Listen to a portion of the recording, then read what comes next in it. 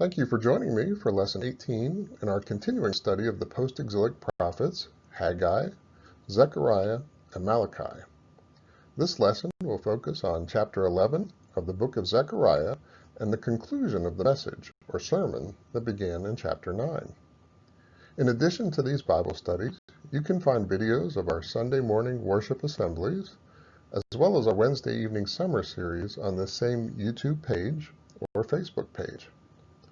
I want to thank all those who are attending services in person for their cooperation as week by week we make adjustments to our services to comply with state guidelines and safe health practices. Now let's turn to our study. Chapters 9 and 10 that opened this message provided general comfort to Zechariah's contemporaries, but this chapter foretells the eventual fall of the physical Jewish nation, and more importantly, the spiritual outcome for those who will not embrace God's plan and his chosen means of completing it. Matthew chapter 27 will refer to verses 12 and 13 from our study. It will seem a bit confusing, perhaps, as he seems to credit the prophecy to Jeremiah. But it's not so confusing when we understand that the writings of Zechariah were included in the scroll that began with Jeremiah. It was not uncommon at the time of Matthew's writing, to refer to the writings in a scroll by the heading of that scroll, which would have been Jeremiah. Let's begin by reading the entirety of the text for this lesson. The text that I've included is from the English Standard Version. Open your doors, O Lebanon, that the fire may devour your cedars. Wail, O Cypress, for the cedar has fallen, for the glorious trees are ruined. Wail, oaks of Bashan, for the thick forest has been felled. The sound of the wail of the shepherds, for their glory is ruined. The sound of the roar of the lions, for the thicket of Jordan is ruined. Thus said the Lord my God, become shepherd of the flock doomed to slaughter. Those who buy them slaughter them and go unpunished, and those who sell them say, Blessed be the Lord, I have become rich, and their own shepherds have no pity on them. For I will no longer have pity on the inhabitants of this land, declares the Lord. Behold, I will cause each of them to fall into the hand of his neighbor, and each into the hand of his king, and they shall crush the land, and I will deliver none of them from their hand. So I became the shepherd of the flock, doomed to be slaughtered by the sheep traders. And I took 2 staffs, one I named Favor, the other I named Union, and I tended the sheep. In 1 month I destroyed the 3 shepherds, but I became impatient with them, and they also detested me. So I said, I will not be your shepherd. What is to die, let it die. What is to be destroyed, let it be destroyed. And let those who are left devour the flesh of one another. And I took my staff Favor, and I broke it, annulling the covenant that I had made with the peoples. So it was annulled on that day, and the sheep traders, who were watching me, knew that it was the word of the Lord. Then I said to them, If it seems good to you, give me my wages, but if not, keep them. And they weighed out as my wages 30 pieces of silver. Then the Lord said to me, Throw it to the potter, the lordly price at which I was priced by them. So I took the 30 pieces of silver and threw them into the house of the Lord, to the potter. Then I broke my second staff, Union, annulling the brotherhood between Judah and Israel. Then the Lord said to me, Take once more the equipment of a foolish shepherd. For behold, I am raising up in the land a shepherd who does not care for those being destroyed, or seek the young, or heal the maimed, or nourish the healthy, but devours the flesh of the fat ones, tearing off even their hooves. Woe to my worthless shepherd, who deserts the flock. May the sword strike his arm and his right eye. Let his arm be wholly withered, his right eye utterly blinded. Let's take a closer look at verses 1 through 3. Open your doors, O Lebanon, that the fire may devour your cedars. Wail, O Cypress, for the cedar has fallen, for the glorious trees are ruined. Wail, oaks of Bashan, for the thick forest has been felled.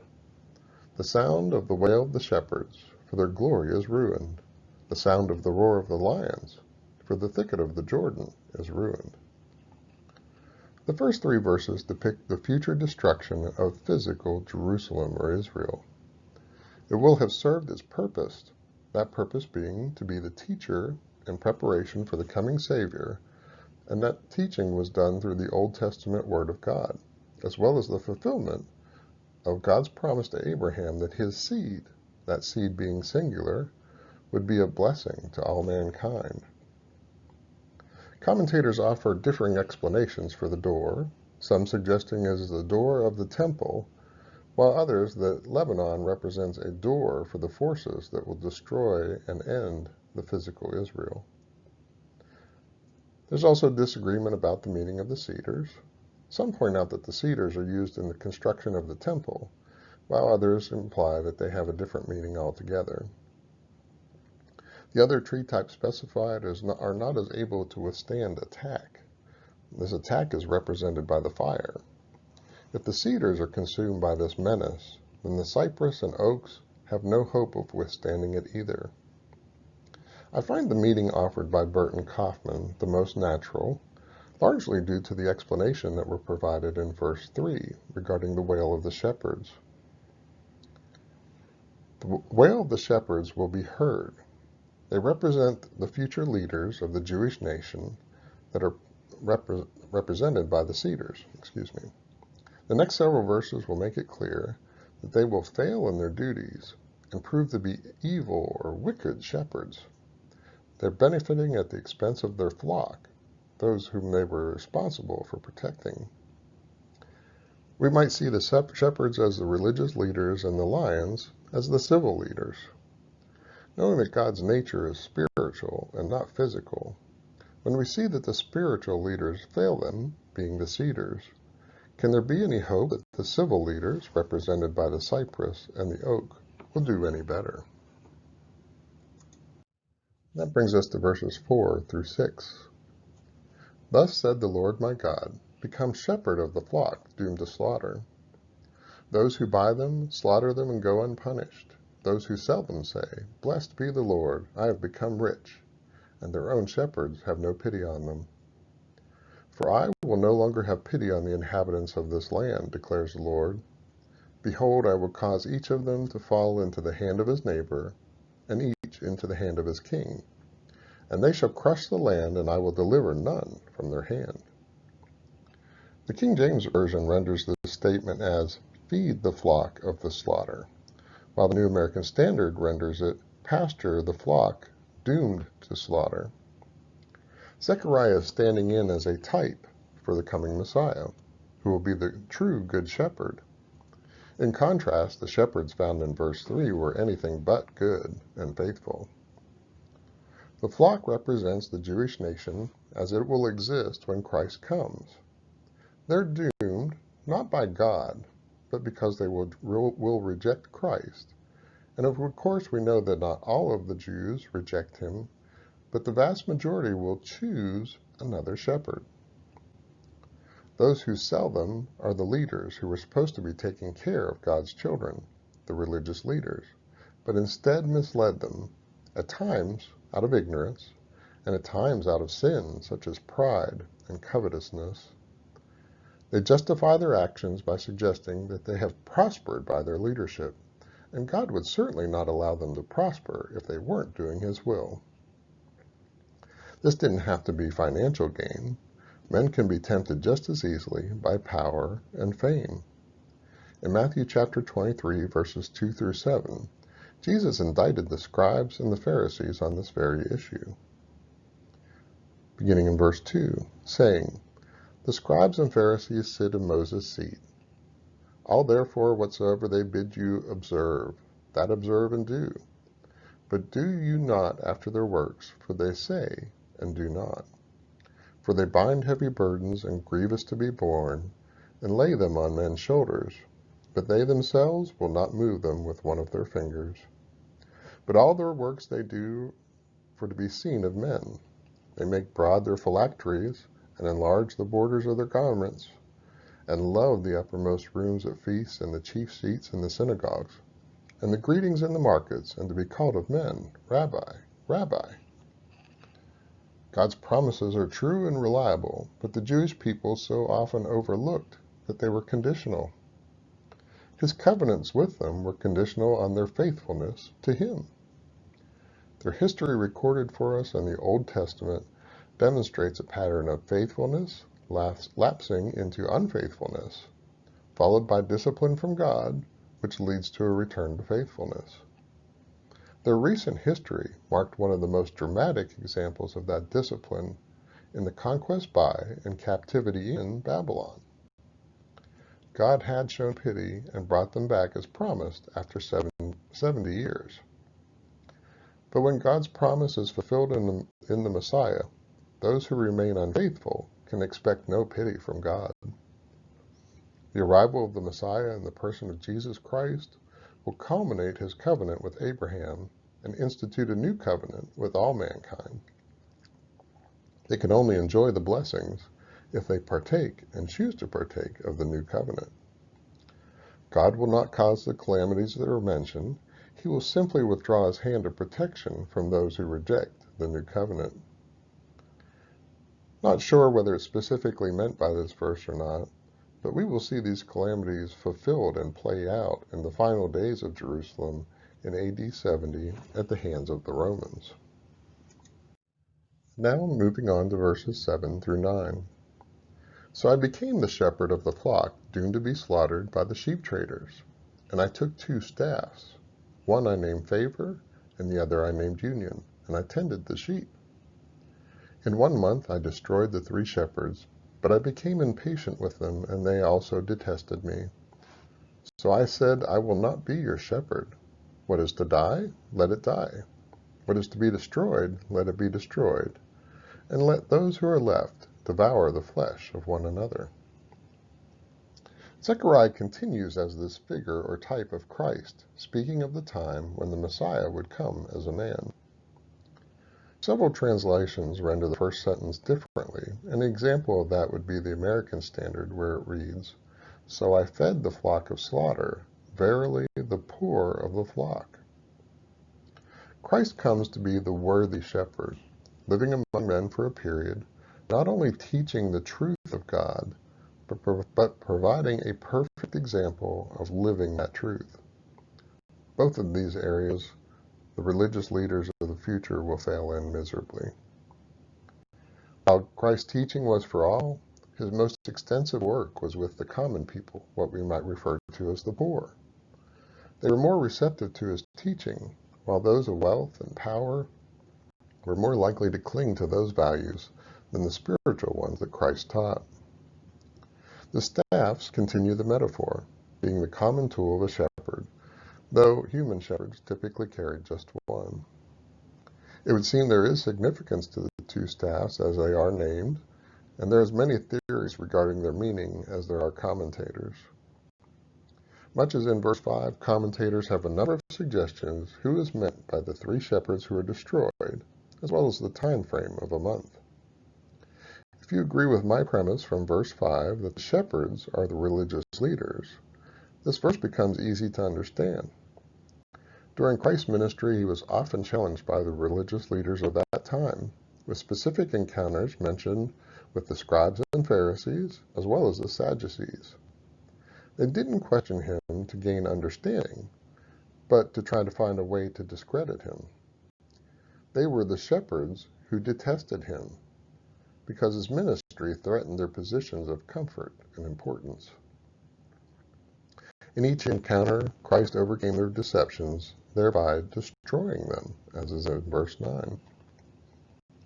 As for the month mentioned, we need to understand that prophetic text uses figurative language. The month here represents that relatively short period of Christ's ministry compared to the history of Judaism. Whether we attribute the words of verse 9 to God or Christ, they bear the same meaning, as the 2 are one. For those who reject Christ and the new covenant, there is no expectation of blessing or protection from God. God no longer needs to intervene on their behalf to fulfill His covenant with Abraham, as Christ is its fulfillment. Christ is happy to be shepherd for those who will follow him, but he never forces anyone to be part of his spiritual flock. While the descendants of Abraham have been his physical children, God desired for them to be his spiritual children, as Christ said when approaching Jerusalem. O Jerusalem, Jerusalem, the city that kills the prophets and stones those who are sent to it. How often would I have gathered your children together as a hen gathers her brood under her wings, and you were not willing. That comes from Luke chapter 13, verse 34. Verses 10 and 11. And I took my staff favor, and I broke it, annulling the covenant I had made with all the peoples. So it was annulled on that day, and the sheep traders who were watching me knew that it was the word of the Lord. The first of the staffs is broken. This staff would seem to be the covenant that God had made with Abraham, that through him God would bless all mankind. Might this explain the name of the staff being favor? Abraham had not done anything to distinguish himself that would explain him being chosen for this particular blessing. The fact that he was chosen was the unmerited favor of God, and that favor continued to his descendants, the Jews. The staff is not broken to nullify the promise, because in reality, through Christ, the promise will be realized. The staff is broken at the time of Christ. Abraham is honored in the New Testament book of Hebrews, not because he was chosen, or because of the Jewish people who descended from him, but because he had been faithful. He had been a spiritual child of God. Paul wrote to the church at Galatia in Galatians 3, verses 6 through 9. Even as Abraham believed God, and it was reckoned unto him for righteousness. Know therefore that they that are of faith, the same are sons of Abraham. And the Scripture, foreseeing that God would justify the Gentiles by faith, preached the gospel beforehand unto Abraham, saying, In these shall all the nations be blessed. So then, they that are of faith are blessed with the faithful Abraham. The religious leaders at the time of Christ's ministry were at their wits' end. They could not best him with scriptural challenges, and their accusations based on their limited understanding of the letter of the law were easily refuted by Christ's superior understanding of the intent of the law. At some level, they had to realize Christ's authority, but they were simply unwilling to give up their own power and position to bend themselves to him. Verses 12 and 13. Then I said to them, If it seems good to you, give me my wages, but if not, keep them. And they weighed out as my wages 30 pieces of silver. Then the Lord said to me, Throw it to the potter. The Lord the price at which I was priced by them. So I took the 30 pieces of silver and threw them into the house of the Lord, to the potter. Verses 12 and 13 see the literal fulfillment in the betrayal of Christ by Judas. Matthew details in chapters 26 and 27 how Judas betrays Jesus to the chief priests for 30 pieces of silver. This was the value of a slave to be bought, or the price to be paid for causing the death of another slave. Consider Matthew 26, verses 14 and 15. Then one of the 12, whose name was Judas Iscariot, went to the chief priests and said, What will you give me if I deliver him over to you? And they paid him 30 pieces of silver. Zechariah, playing out the part, then is instructed to cast these wages to the potter. Note the sarcasm of the phrase, lordly price. Though it's not an insignificant amount of money, it was the value assigned to a slave, hardly a lordly price. Consider Matthew 27, verses 3 through 10. Then when Judas, his betrayer, saw that Jesus was condemned, he changed his mind and brought back the 30 pieces of silver to the chief priests and elders, saying, I have sinned by betraying innocent blood. They said, What is that to us? See to it yourself. And throwing down the pieces of silver into the temple, he departed, and he went and hanged himself. But the chief priests, taking the pieces of silver, said, It is not lawful to put them in the treasury, since it is blood money. So they took counsel and bought with them the potter's field as a burial place for strangers.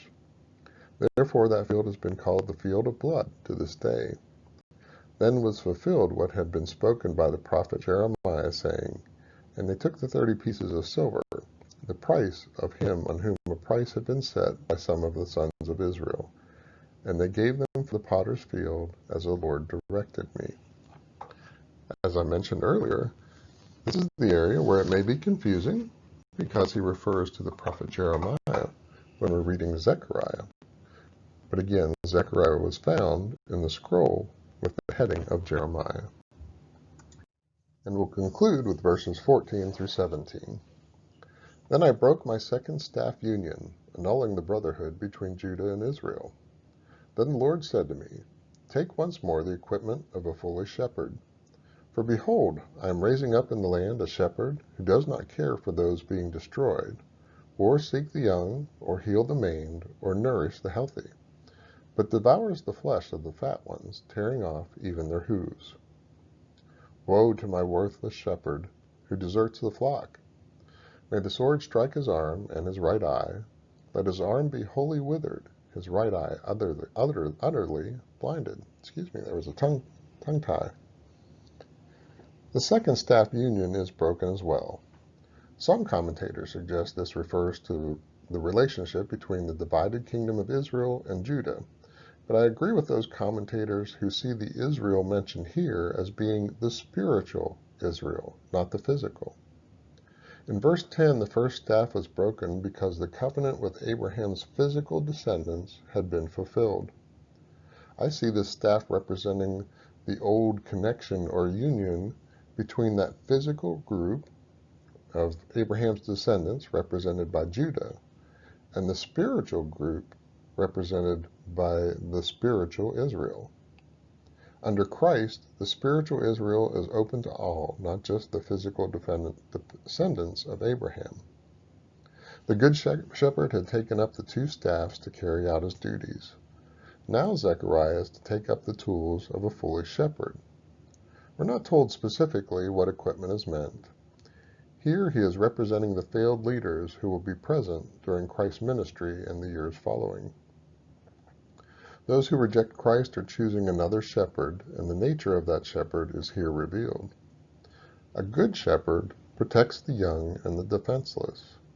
He tends to the sick and injured, and leads his sheep to safe grazing. But these foolish shepherds will perform none of those duties. They will mislead the sheep, abandon them in times of trouble, and even devour the weak for their own benefit. In Matthew 23, verses 13 and 14, Christ gives us the following. But woe to you, scribes and Pharisees, hypocrites, because you shut off the kingdom of heaven from people. For you do not enter in yourselves, nor do you allow those who are entering to go in. Woe to you, scribes and Pharisees, hypocrites, because you devour widows' houses, and for a pretense you make long prayers. Therefore you will receive the greater condemnation. Woes or cursings come upon those who not only reject Christ, but make every effort to keep others from following him as well. Matthew 23, verses 23 and 24. Woe to you, scribes and Pharisees, hypocrites! For you tithe mint and dill and cumin, and have neglected the weightier provisions of the law, justice and mercy and faithfulness. But these are the things you should have done without neglecting the others.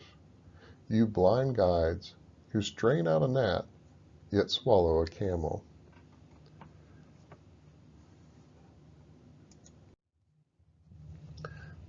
That concludes our lesson 18. Our next lesson will look at chapter 12 of the book of Zechariah, which is the opening of the final message or sermon that God will deliver through Zechariah. I encourage you to read and prepare for that study. You can find our updated announcements, as well as links to all of our online content at our website at www.sawcoc.org.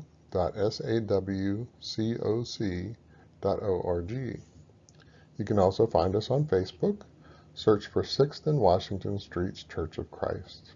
I look forward to our next lesson together.